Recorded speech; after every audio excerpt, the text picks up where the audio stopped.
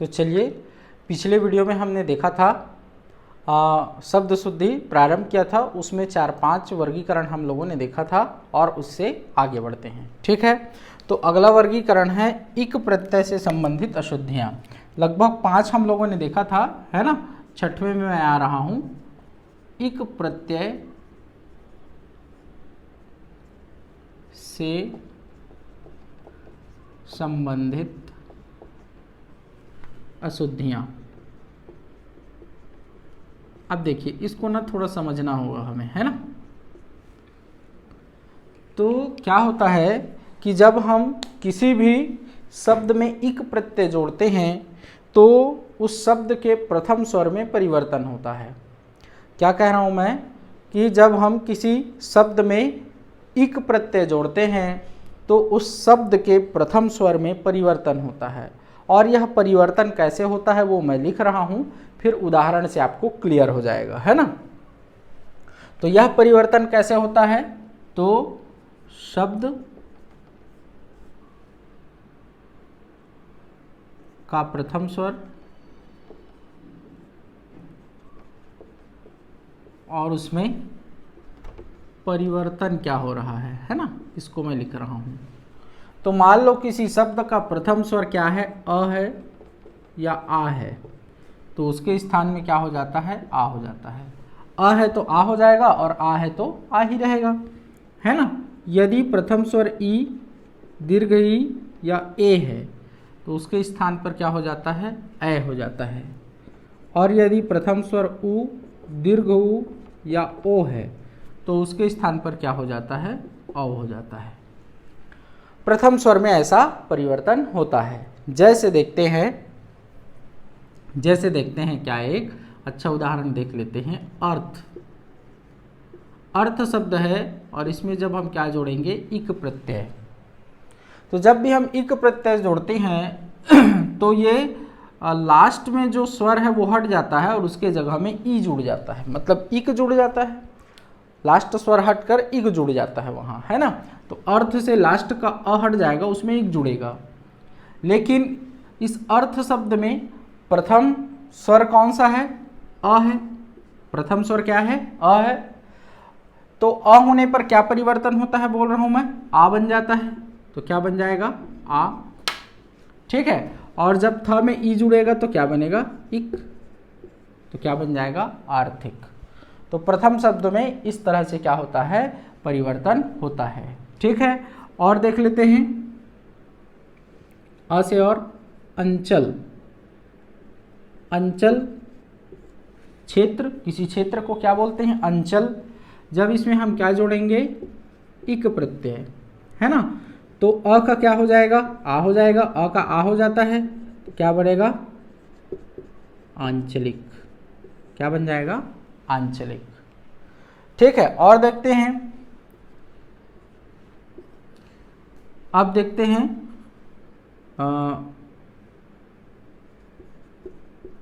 संसार, है ना। या और सरल शब्द ले लेता हूं,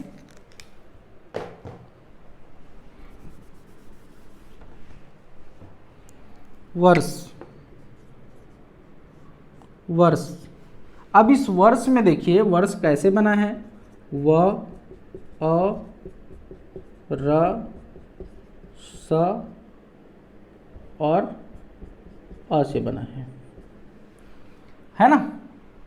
तो इसमें प्रथम स्वर क्या है, अ है। इस वर्ष में प्रथम स्वर क्या है, ये है। वह तो स्वर है नहीं, है ना। तो जब इसमें क्या जोड़ूंगा, इक प्रत्यय जोड़ूंगा तो ये अ जो है आ बन जाएगा और बनेगा क्या, वार्षिक। तो प्रथम स्वर कहीं भी हो सकता है, जरूरी नहीं कि वो शुरुआत में ही हो, है ना। तो इस तरह से क्या होता है, परिवर्तन होता है। एक ई से देख लेते हैं, है ना। ई के स्थान पर अ होता है। जैसे देख लेते हैं, इच्छा।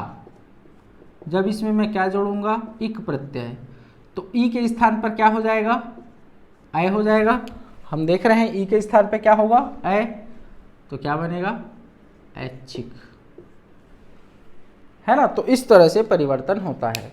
लेकिन इस परिवर्तन को हम ध्यान में नहीं रखते हैं और उसके कारण हमसे अशुद्ध अशुद्ध शब्द लिखा जाता है ना। तो इसी से संबंधित क्या देखते हैं, अशुद्ध और शुद्ध रूप।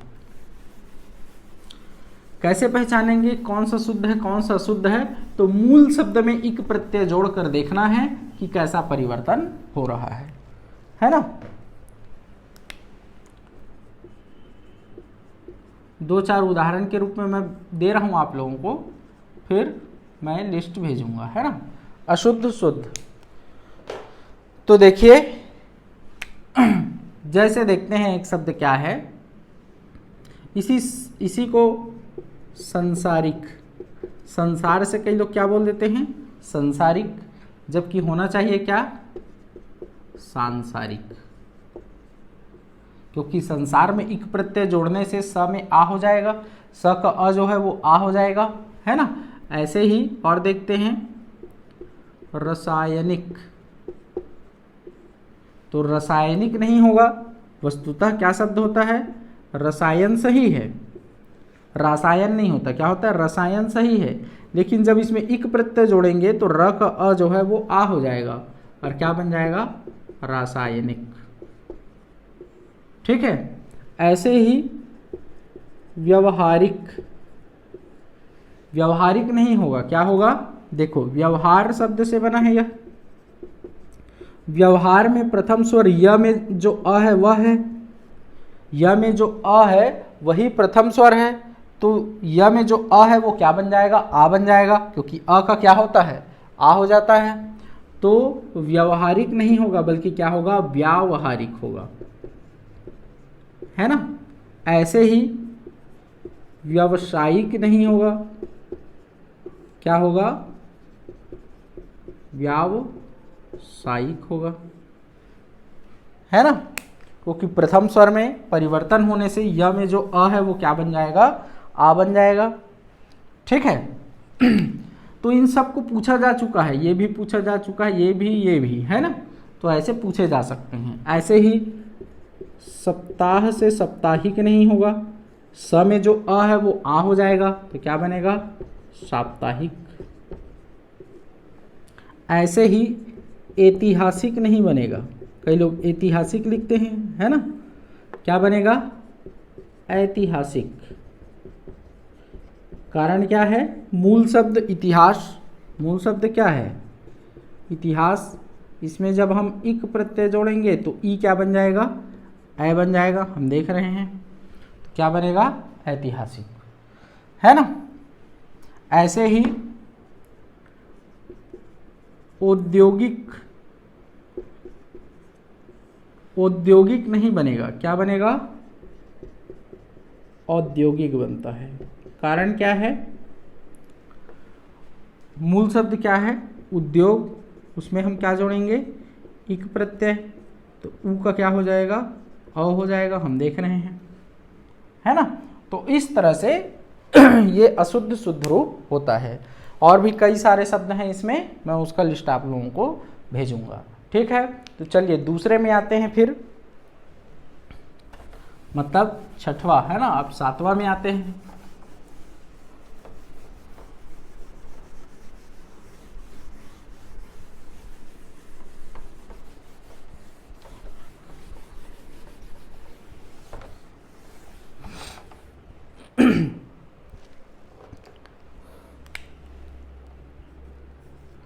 तो देखो, जब हम किसी शब्द का बहुवचन बनाते हैं, बहुवचन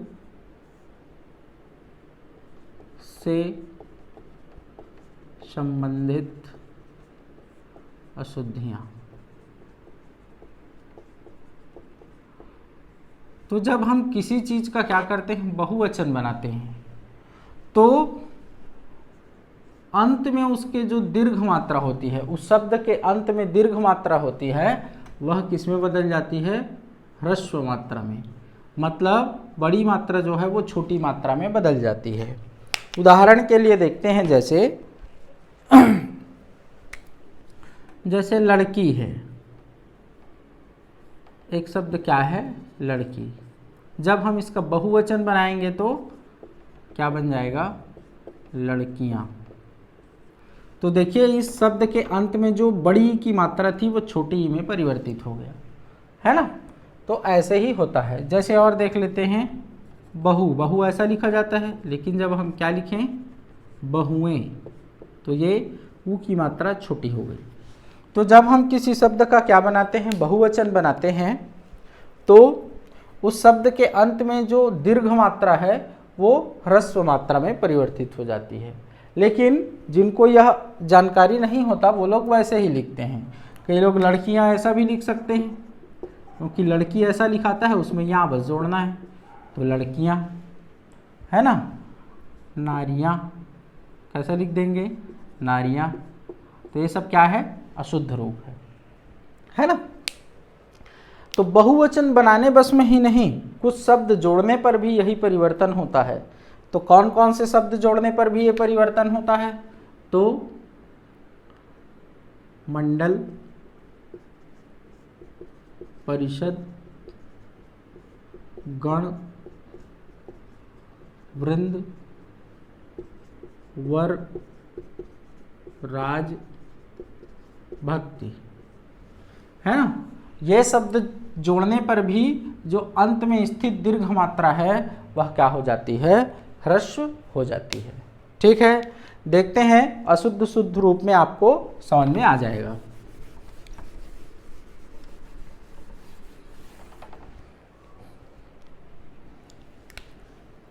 तो मैं इधर लिख रहा हूं एक वचन और इधर बहुवचन, है ना, या इन शब्दों को जोड़कर उसमें अशुद्ध रूप और शुद्ध रूप। ठीक है, जैसे इसी में उसको लिख लेना, जैसे लड़की वाला को भी शामिल कर लेना, लड़की, अशुद्ध रूप क्या होगा, लड़कियां, और शुद्ध रूप लड़कियां, है ना। बहु, बहुएं, शुद्ध रूप क्या होगा, बहुएं। ठीक है, नारी भी लिख लो इसी में, नारी, तो नारियां, शुद्ध रूप क्या होगा, नारियां। स्त्री में भी यही होगा, है ना। तो सब में अब देखते हैं। और एक वचन में हम मंत्री कैसे लिखते हैं, ऐसा लिखते हैं, सही रूप है। इसका जब बहुवचन लिखेंगे तो चूंकि मंत्री ऐसा बनता है, तो कई लोग कैसा लिख देंगे, मंत्री मंडल, जबकि होगा क्या, मंत्री मंडल। तो इन शब्दों के जुड़ने पर भी वही स्थिति होती है जो बहुवचन में होता है ना।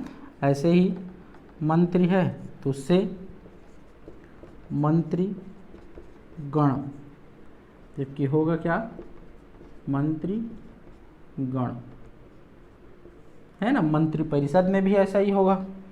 ठीक है, और लिखते हैं और देखते हैं उदाहरण। मिटाओ इसको, ठीक, इसको मिटाता हूँ मैं, है ना। और भी उदाहरण देखते हैं बाकी का भी।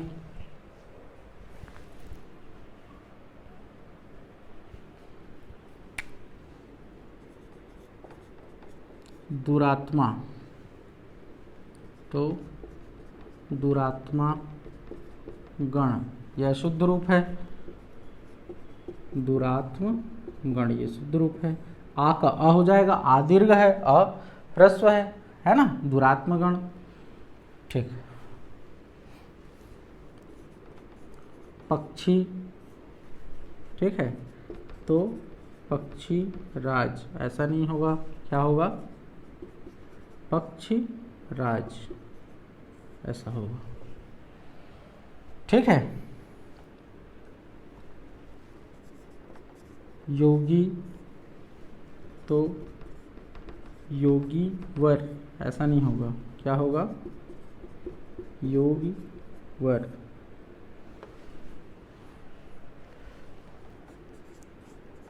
विद्यार्थी ऐसा लिखाता है, तो विद्यार्थी गण, ऐसा नहीं होगा, क्या होगा, विद्यार्थी गण, ऐसा होगा। ठीक है, तो ऐसे और भी उदाहरण हैं जो मैं आपको लिस्ट के रूप में भेजूंगा। ठीक है, इसी में एक चीज और है, उसको मैं बता देता हूं कि जो शब्द मूल रूप में ऋकारांत होते हैं, है ना, ऋकारांत, ऋकारांत मतलब जिनका अंत री से होता है। तो ऐसे कौन कौन से शब्द हैं, जैसे मातृ, पितृ, नेत्री, वक्तृ, होतृ, है ना, ये सब ऋकारांत हैं। तो इनका कौन सा रूप हमारे सामने प्रचलित है, माता, पिता, नेता, वक्ता, होता, है ना, ये रूप प्रचलित हैं। तो जब इनमें हम क्या जोड़ते हैं, इन शब्दों को जोड़ते हैं, तो ये अपने मूल रूप में आ जाते हैं, ऋकारांत रूप में आ जाते हैं। ठीक है, देखते हैं, अशुद्ध शुद्ध करके देखते हैं, है ना।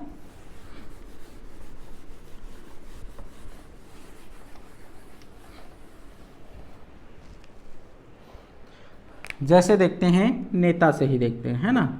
तो नेता गण नहीं होता, क्या होता है, नेतृगण। ये अपने ऋकारांत रूप में आ जाता है, जब गण जोड़ते हैं तो क्या हो जाएगा, नेतृगण, है ना। ऐसे ही वक्तागण नहीं होगा, क्या होगा, वक्तृगण। ठीक है, पिता भक्ति, ऐसा नहीं होगा, क्या होगा, पितृभक्ति, है ना। ठीक, ऐसा कुछ और शब्द भी जुड़ने से ये ऋकारांत अपने मूल रूप में आ जाते हैं। जैसे माताहीन नहीं होता, क्या होता है, मातृहीन। माता भाषा नहीं होता, बल्कि क्या होता है, मातृभाषा, है ना। तो इस तरह से होता है, तो इसको ध्यान में आप रखेंगे। ठीक है, चलिए अगले नियम की तरफ चलते हैं हम।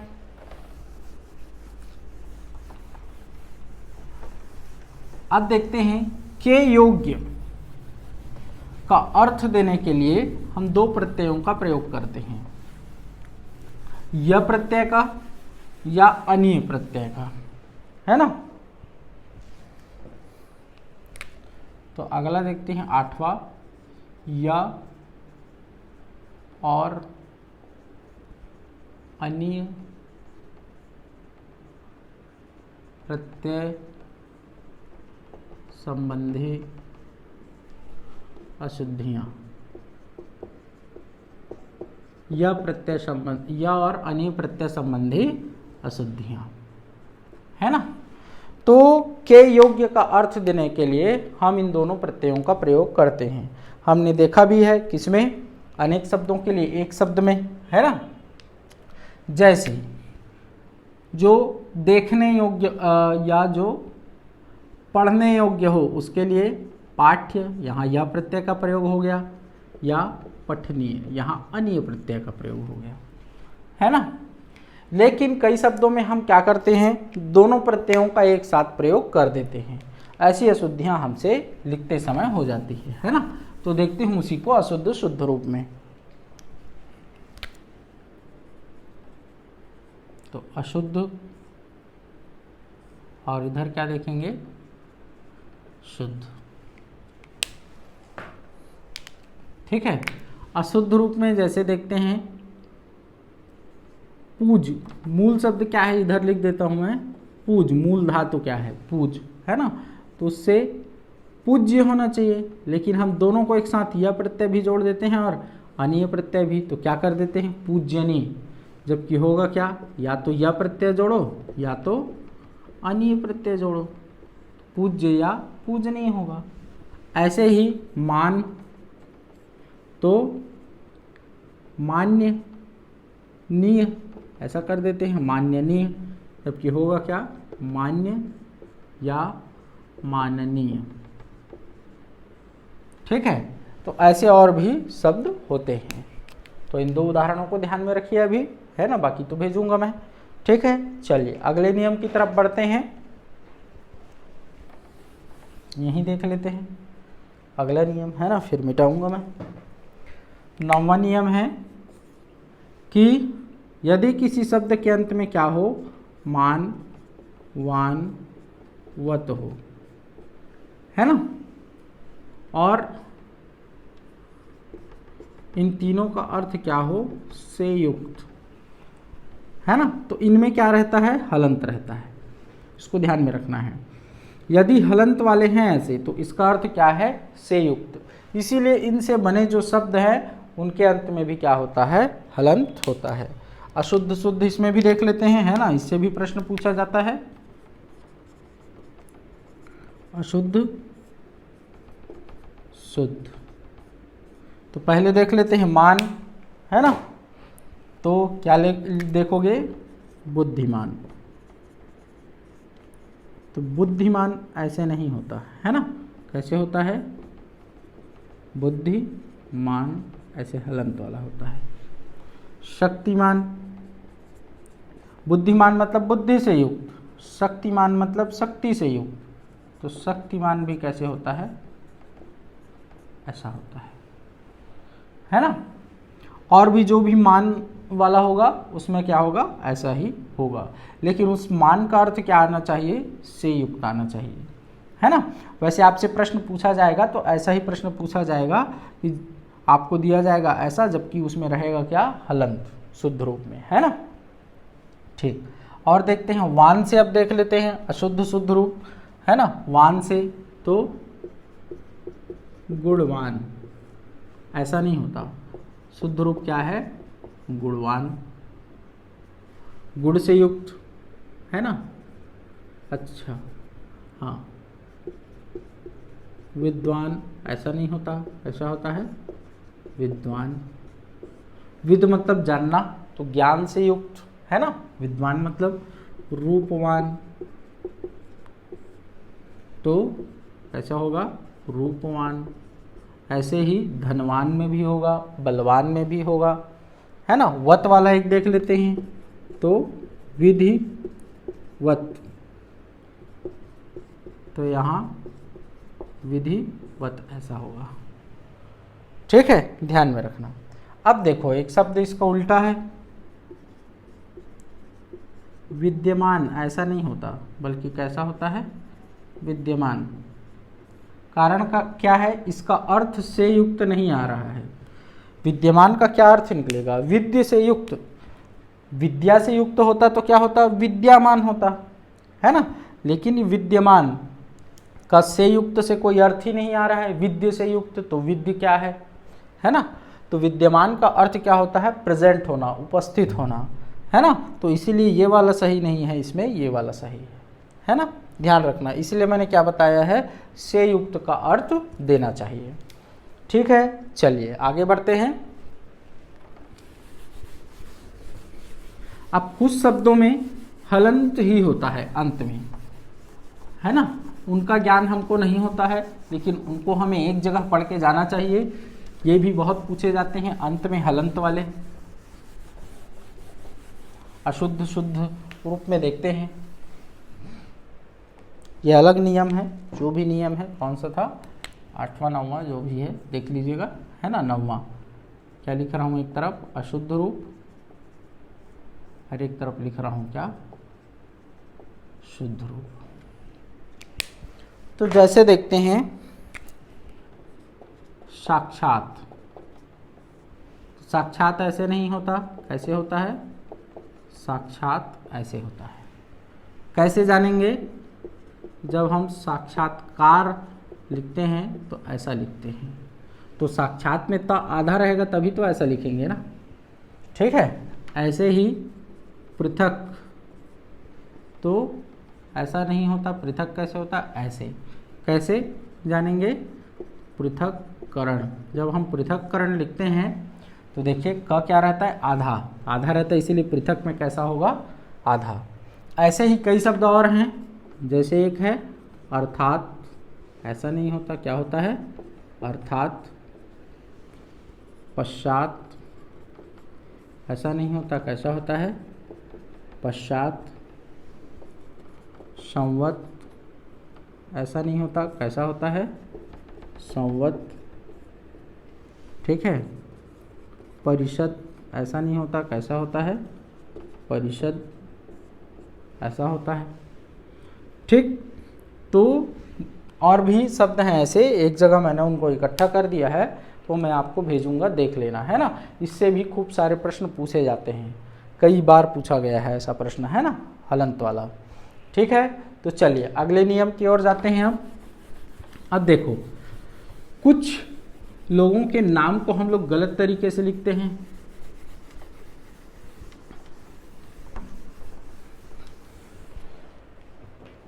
और उसका कारण है हमारा ज्ञान, है ना।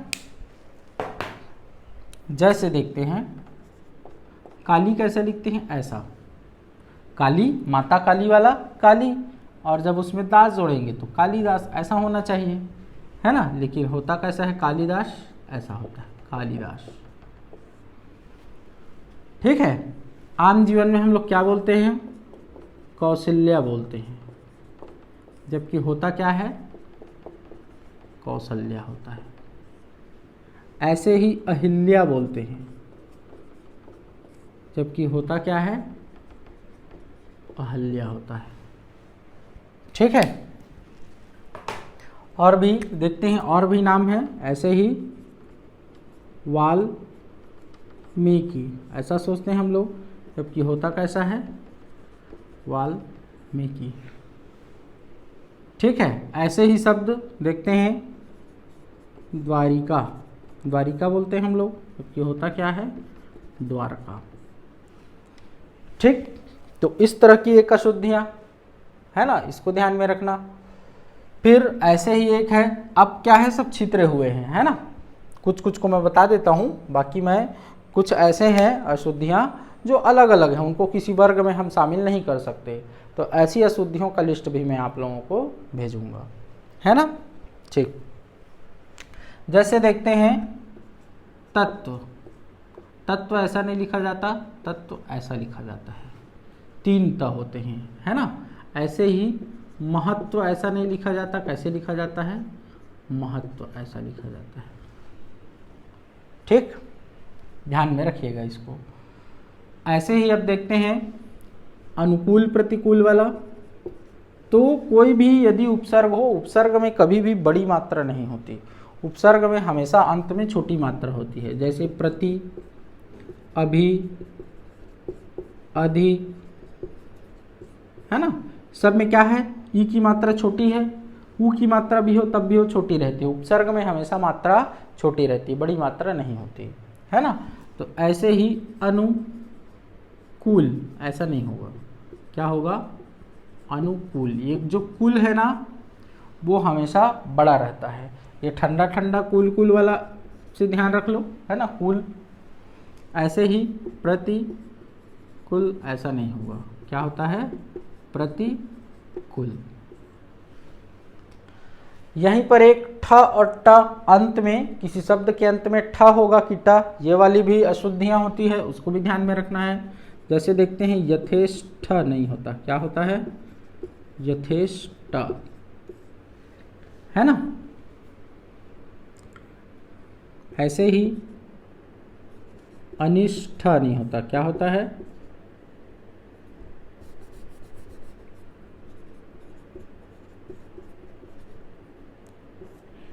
अनिष्ट होता है ना। ऐसे ही अभिष्ट नहीं होता, क्या होता है? अभिष्ट होता है। और भी ऐसे ही हैं। अब कुछ में ठा होता है, जैसे गरिष्ठ नहीं होता, क्या होता है? गरिष्ठ होता है। वरिष्ठ नहीं होता, क्या होता है? वरिष्ठ होता है। कनिष्ठ नहीं होता, क्या होता है? कनिष्ठ होता है। ठीक है, तो ये वाला एक है, इनको भी आप क्या करना, ध्यान में रखना। तो ऐसे कुछ कुछ शब्द हैं, तो उनको मैंने क्रम से जहां आवश्यकता है वर्गीकरण के लिए उनको एक जगह कर दिया है, तो वो लिस्ट भी मैं आप लोगों को भेजूंगा। तो ये हो गया क्या हमारा शब्द शुद्धि, वर्तनी की शुद्धि, है ना। इससे ज़्यादा आप मत पढ़ना, मैं जितना भेजूंगा। खैर आपके पास समय भी नहीं है और क्षमता भी नहीं है ना उससे ज़्यादा पढ़ने की, ठीक है। तो चलिए ठीक है, अगले वीडियो में पुनः अगले टॉपिक के साथ मिलेंगे।